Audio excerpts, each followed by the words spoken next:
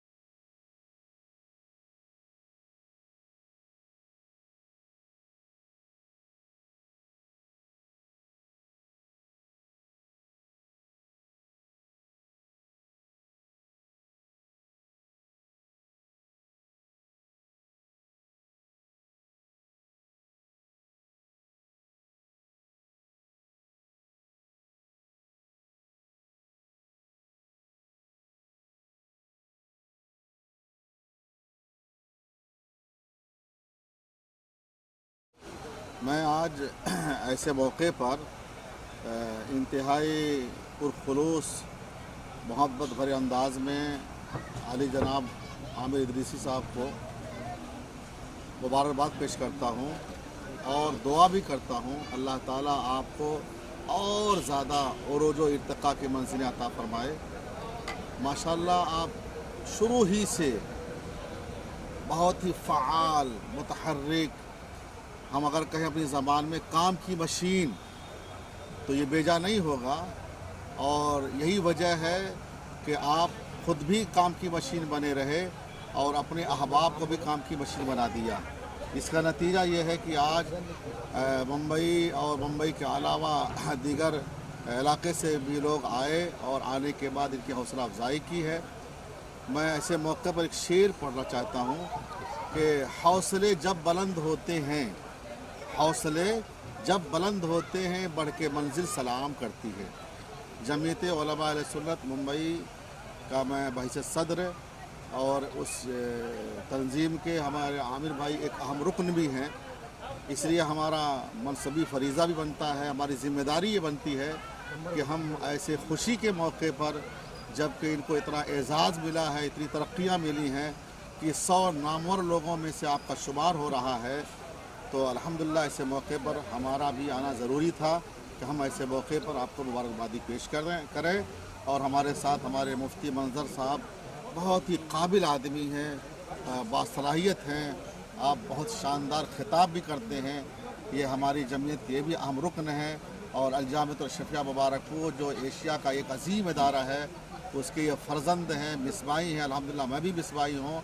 हम दोनों लोग मिल कर के आमिर भाई को मुबारकबाद पेश करते हैं। अल्लाह ताला की बारगाह में दुआ करते हैं अल्लाह ताला इनको नज़र बद से बचाए, हासिदीन की हसद से बचाए और रोज़ अफजू तरक्की अता फरमाए। My name is Muzammil Banatwala and mashallah I'm very happy to be a part of this particular program. I've been associated with AMP alhamdulillah for the past 8 years and have worked very closely with Mr. Amir Idrisi and learned a lot from him, a very dynamic personality indeed mashallah. He is a leader that grows his entire team together. तो एक जो कहते हैं एक leader जो सामने से lead करना चाहिए पूरी टीम को एंड सेट्स बाय एग्जांपल माशाल्लाह। तो AMP जो 17 साल पहले था और आज जहाँ पर पहुँचा है, मतलब एक अच्छा और एक बेहतरीन लीडर का example is mister Aamir Idrisi. Be it in any project, anything, commitment and dedication is what I would describe him as. I wish all the best to AMP and his entire team and इंशाल्लाह we look forward seeing AMP going much more leaps and bounds in the future. Thank you so much. Thank you ma'am. बहुत मुबारक हुआ आपको इस statement के लिए।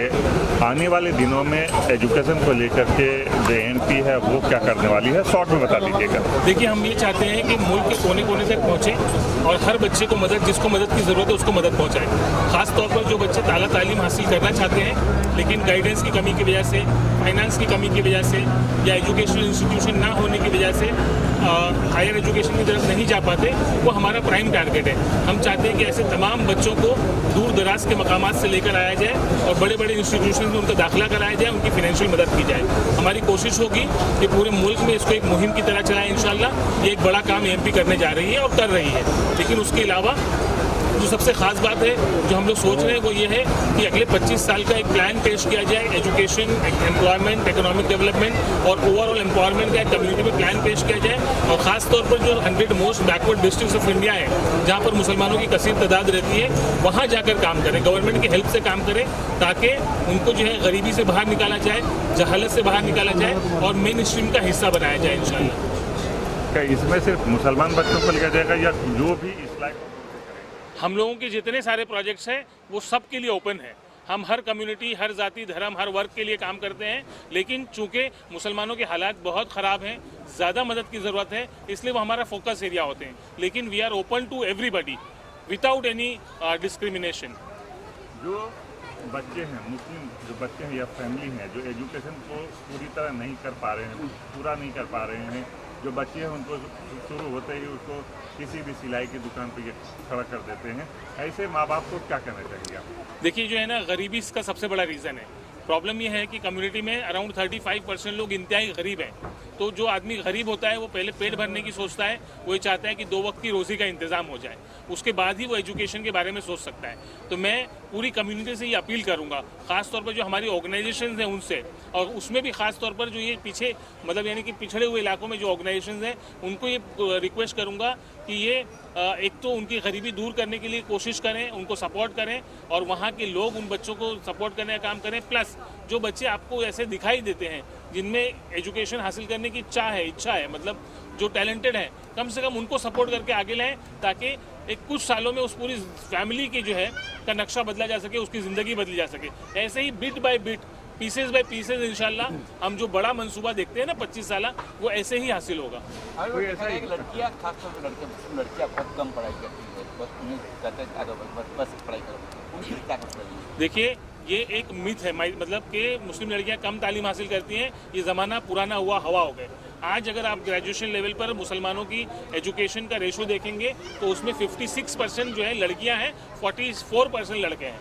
तो आप स्कूल लेवल पर जाएं, कॉलेज मतलब जूनियर कॉलेज पर जाएं, सीनियर कॉलेज पर जाएं, हर जगह लड़कियां ज़्यादा तालीम हासिल कर रही हैं। और मैं समझता हूँ ये बहुत पॉजिटिव है, बहुत ही पुरुम्मीद है, और आने वाले दिनों के लिए ये बहुत पॉजिटिव सिग्नल है कि जब ये बच्चियां माँ बनेंगी, जब ये बच्चियां नए नस्ल की परवरिश करेंगी तो ये पढ़ी लिखी होंगी, और इनकी गोद से निकलने वाली नस्ल जो है वो हिंदुस्तान की सेवा करेगी, और इस मुल्क को एक्चुअल में सुपर पावर जो है ना वो नई नस्ल बनाएगी इंशाल्लाह। Thank you. बस